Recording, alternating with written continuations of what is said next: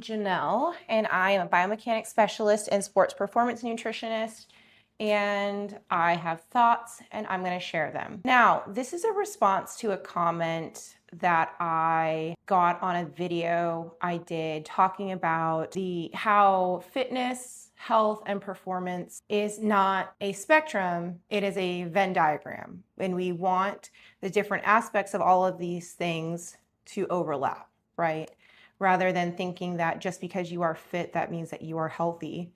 No, these behaviors are somewhat separate, and too much of one behavior can actually lead to some negativity in one of the other behaviors or swing these things negative. So I'm going to try and get through this. I'm going to try and think through this in real time. So let's talk about aesthetics, right? Aesthetics, the focus is on how things look, right? So, and there's a lot of emphasis on leanness and muscle size, along with symmetry. The way that you generally achieve this is and muscle size, right? So the way that we generally achieve this is by cycles of calorie surplus and calorie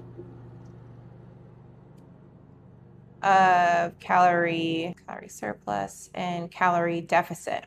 There's also, in your stage prep, you'll also see some dehydration. In your training, you're focusing on progressive overload to develop muscular size. And mainly you're looking at a lower intensity cardio to support leanness, right? So there is that. And again, aesthetics is very subjective, so that can mean what it means to you. But talking about it in its most extreme version, which is bodybuilding, these are the extreme versions of it. But that aesthetics may also typically mean some sort of leanness, some sort of relationship to muscle size, and this is how you get there. Now, you can achieve aesthetics without focusing on your health. Newer school training does include more nutrient density in your cycles so that you're getting as much good stuff as possible. But because it's not performance-based, you can achieve an aesthetically pleasing look, leanness, muscle size, muscle density. You can achieve those things without really putting a focus on how your body is performing or behaving. You can look very strong without necessarily being strong or powerful. So then let's look at performance, right? We're going to be specific and say athletic performance. So with athletic performance, you are focusing on how your body performs, right? So how high it can jump, how fast it can run, how much it can lift, how fast it can swim, etc.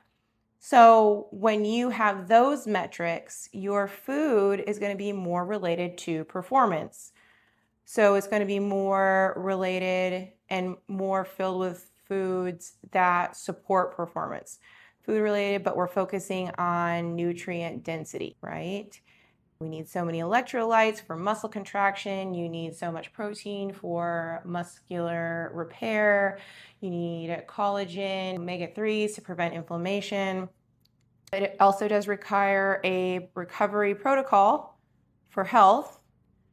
When you talk about nutrient density, you need to also be thinking about other things outside of that, more health-related things, like I just mentioned, inflammation, maybe things like electrolytes to help your muscle contraction, but also to help you with sleep, eating enough to train. So eating enough to prevent cortisol levels from going up from stress, from the performance aspect, eating enough, particularly carbs and protein, fat for nutrient absorption, but you're also training regularly. So you're training at levels for progressive overload.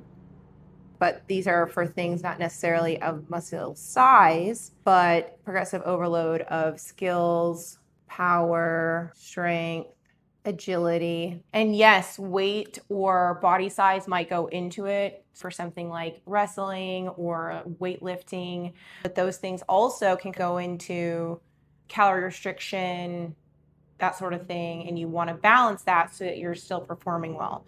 So potential calorie restriction. But the emphasis is on eating enough to be able to perform and progressively overload on all different aspects of whatever your or athletic performance is. Emphasis on eating enough, right?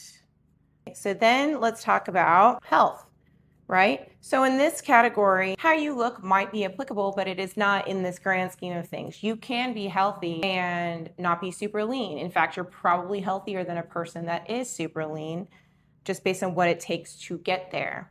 So health, right? We're looking at sleep, sleeping enough, eating as your body needs, and with nutrient-dense foods, weight training, and it doesn't even necessarily have to be in a progressive overload format because you're just trying to maybe maintain muscle, or you're trying to weight train enough to not, again, let me define health for you while we're talking about this, because this is going to go into what I'm about to talk about. Health, by my definition, health is a state in which, a healthy state would be a state in which you are positively or negatively affecting gene expression, right? So we're all born with whatever DNA we're born with, but if you know me at all, you know that I'm very interested in epigenetics. So you are born with a number of genes, but you may or may not express them based on lifestyle, habits, food choices, cardiovascular exercise, nutrient intake, weight training, athletic capacity, etc. These things can negatively or positively affect your gene expression, and that would go into your state of health. So your weight can be a part of that, your composition can be a part of that, but what will lead into that is weight training, nutrition choices, but your aesthetics and your athletic performance doesn't really play much of a role in your health, right? So you could be athletic and strong and maybe not do these things, eat as your body needs, your weight may not be where it needs to be, the composition of your body may not be where it needs to be for your genes to express positively. Same thing with aesthetics. You could eat in such a way that, yes, oh, nope, stop. So you may not eat in a way that gives your body what it needs not to positively express gene expression, but you might be still what is considered now aesthetically pleasing. So this conversation came up when I had a client who was having blood sugar issues, controlling her blood sugar, and her thought was, but I can lift weights, I can do push-ups, I can squat, I can deadlift.